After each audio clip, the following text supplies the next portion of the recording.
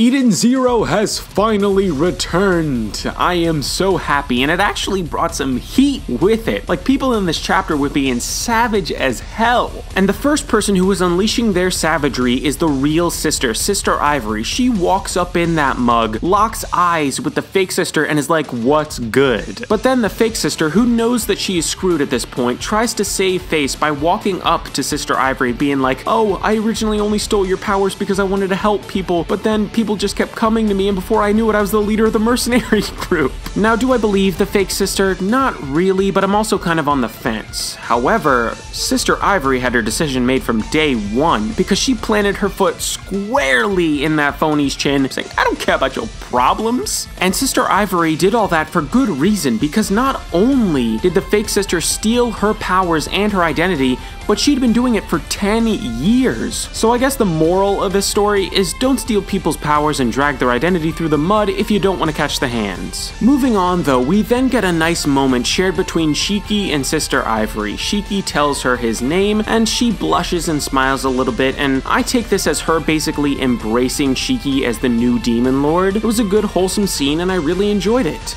But then, we get this.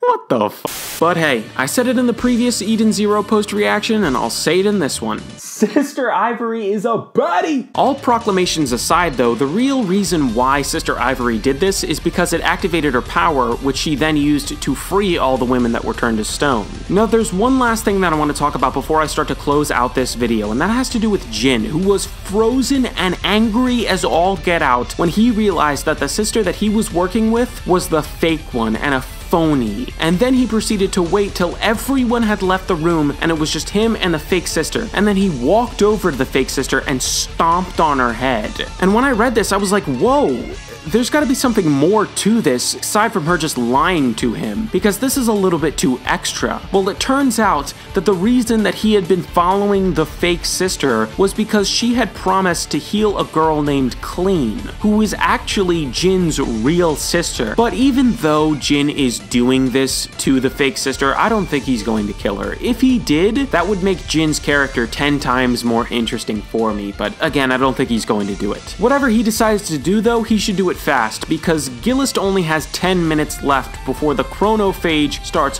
chomping away at that planet's time. Anyways, thank you all for watching this video. I hope that you all enjoyed it. If you did, make sure to like, comment, and subscribe, and I will see you all in the next one. Peace out, everybody. Eden Zero, never take another week off, please.